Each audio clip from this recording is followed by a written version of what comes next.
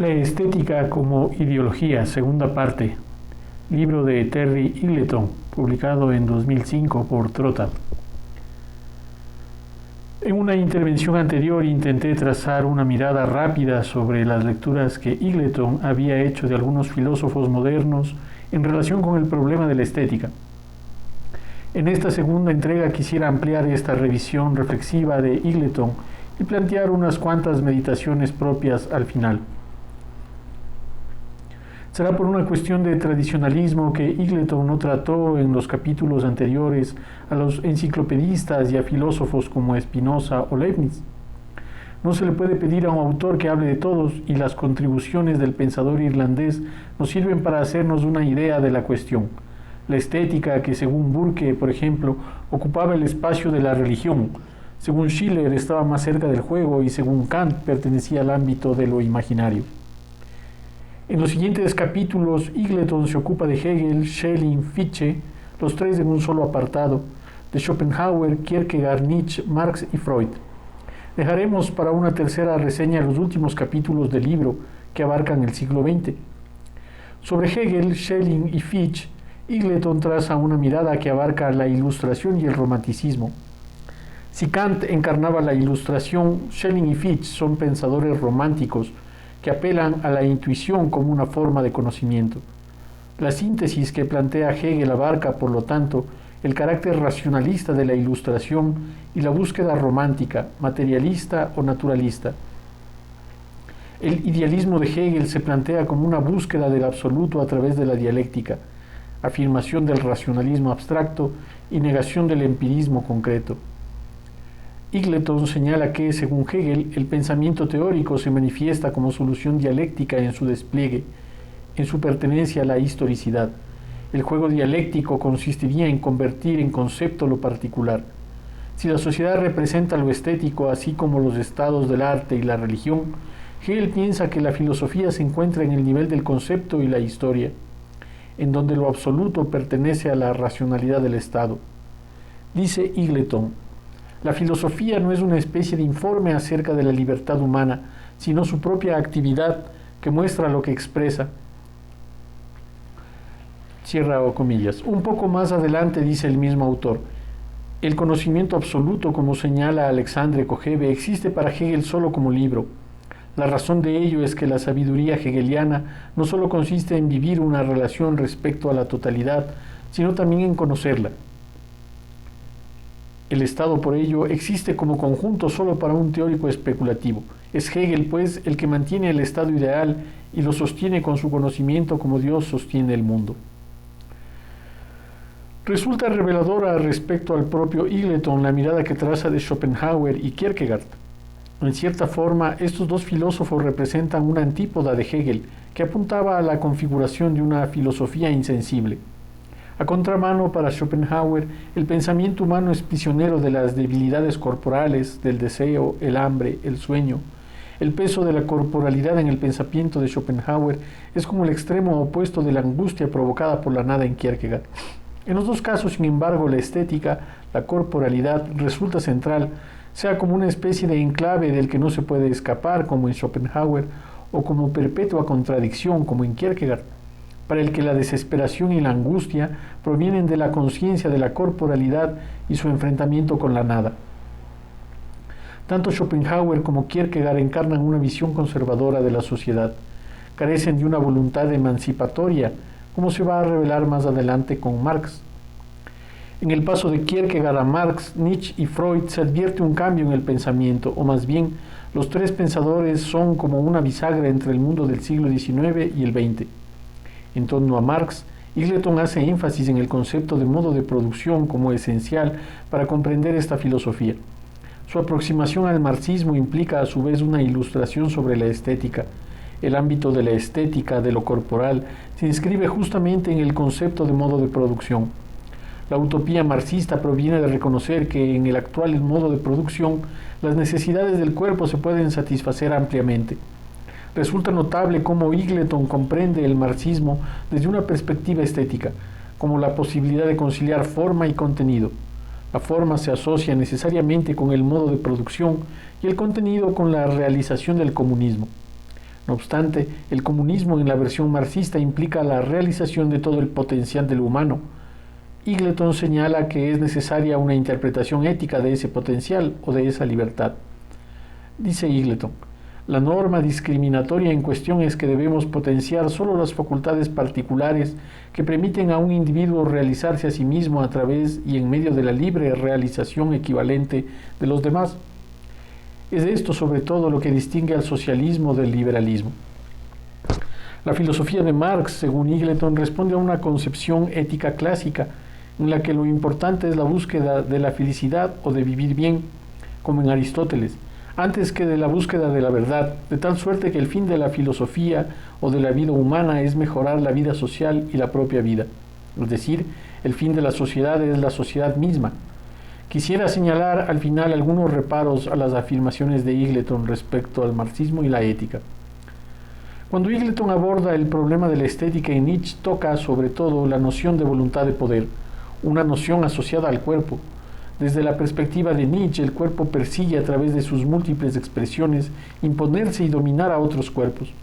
Como otros críticos, Eagleton ve en la filosofía de Nietzsche no solo una exaltación del arte y del mundo como obra de arte, sino un preludio de las ideologías totalitarias y racistas del siglo XX. Pues Nietzsche invoca la guerra como expresión suprema de la voluntad de poder. Esta voluntad de poder se convierte, según Eagleton, en una metafísica que restringe las múltiples y contradictorias experiencias estéticas, que no siempre estarían fundadas en la conquista, la dominación y la explotación. Finalmente, el texto que el autor dedica a Freud muestra cómo el pensador de Viena llevó a cabo una síntesis ingeniosa y novedosa de las filosofías materialistas que lo precedieron. Freud parte asimismo de la materialidad o corporalidad de la vida humana, pero según Eagleton, su reflexión intenta comprender cómo la psique, la mente o la conciencia son un reflejo conflictivo de la corporalidad. Frente a los idealismos de diversa índole, en los que alma y cuerpo permanecen separados, Freud postula que el yo es una especie de sombría pantalla interior en la que se representa la compleja crónica de la historia del cuerpo, de sus contactos sensoriales almacenados y de los múltiples acuerdos con el mundo. Freud ancla la mente en el cuerpo y ve la razón tan fundada en el anhelo como el pensamiento saturado de deseos. Este inconsciente, este cuerpo en tensión con el lenguaje o este cuerpo como un lenguaje indescifrable, se desdobla en un yo que, no obstante, carece de unidad. Según Eagleton, la mayor contribución de Freud radica en señalar que la ley se encuentra fundada en el deseo, de tal suerte que el yo se divide en un ello, el deseo, y en un superyo, la ley. Dice Eagleton, merece la pena señalar que el hecho de que el poder hunda sus raíces en el deseo pone de manifiesto un mensaje político ambivalente. La ambivalencia de la ley, que según Freud estaría al mismo tiempo confundida y enfrentada con el deseo, implica una falta de trascendentalismo en la ley, una unilateralidad y un resquebrajamiento de la racionalidad. La locura del poder, su paranoia, sus prohibiciones, sus persecuciones, sería producto de su origen en el deseo, es decir, la ley sería una especie de enmascaramiento de una fuerza impersonal que está fuera de cualquier ley.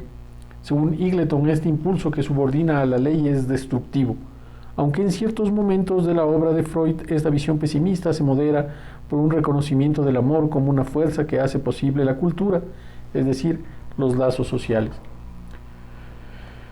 Sobre estas lecturas de Eagleton se me ocurren una serie de reflexiones. La primera tiene que ver con el contexto histórico en el que escriben estos filósofos del siglo XIX. Su obra se realiza en un momento en que las ciencias se convierten en decanas de la verdad. Estas ciencias se sostenían en la física clásica de Newton, que consideraba a la naturaleza como sujeta a leyes estables y que se podían conocer. En cierta forma, las filosofías de Kant o de Hegel son subsidiarias de esta versión del saber. El imperativo categórico de la moral kantiana o la noción del espíritu absoluto encarnada en el Estado son tributarias de esta preeminencia de lo científico. Son nociones abstractas en las que se traza una separación entre objeto y sujeto y que sostienen la ideología económica y política del liberalismo. Frente a estas proyecciones liberales del pensamiento, Schopenhauer, Kierkegaard, Marx, Nietzsche, Freud proclaman más bien un materialismo sin leyes, en el que el cuerpo, la angustia y la culpa, el modo de producción, la voluntad de poder y finalmente el deseo son necesariamente el correlato contradictorio de una comprensión literalmente descarnada del mundo y del ser humano. El liberalismo económico y político, que es un reflejo de la supremacía de la concepción mecánica de la naturaleza, queda visiblemente disminuido en su capacidad de comprender e interpretar la experiencia humana en general. Esta ambición mundana de los filósofos que Eagleton reseña y su contraste con aquellos que se inscriben en el idealismo me hace recordar una sentencia de Borges. Todos los hombres nacen platónicos o aristotélicos. Quienes prefieren observar y comprender lo que para Aristóteles era el mundo sublunar, se encuentran en efecto con una naturaleza caótica, en permanente evolución, carente de finalidad y sometida por lo tanto al azar.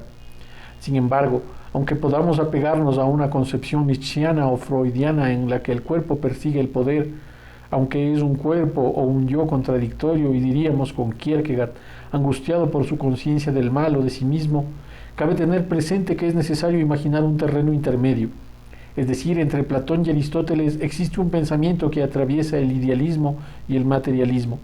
Señalaba antes que, por ejemplo, no es posible en el marxismo una concepción ética si no se apela a ciertos principios liberales, que un individuo pueda realizarse a sí mismo a través y en medio de la libre realización equivalente de los demás. ¿Qué significa una demanda de esta naturaleza? Aunque la ética marxista como la aristotélica busca la felicidad antes que el bien, la búsqueda de la felicidad necesariamente implica una identificación del bien. Aunque la felicidad puede ser muchas cosas distintas, la convivencia exige necesariamente una cierta comunidad en torno a la que se puede fundar la libertad y la felicidad de todos. Digamos que, pasándonos al lenguaje del liberalismo, no es posible una república feliz sin un contrato social. Para Freud como para Marx, un contrato de esta naturaleza estaría expresando la voluntad de una clase o el deseo en su desdoblamiento en tanto ley. Pero posiblemente las virtudes de esta esfera propiamente liberal se expresan en su apertura crítica y en su tolerancia, de tal suerte que aunque sabemos que la igualdad y la libertad de la que hablan son abstractas, el ejercicio intelectual y material que las cuestiona constantemente hace posible que se vayan ampliando. Si la ley fuera solamente producto del deseo o si la búsqueda de la felicidad fuera monolítica, sencillamente no sería posible articular discursos que suspendan la creencia en la legalidad o en los modelos de felicidad que puedan imponerse. Justamente el talante abstracto del liberalismo es el que hace posible que se articulen, deslicen e imaginen problemas y soluciones que, si estuviéramos sometidos al imperio del deseo o de la felicidad, no serían posibles.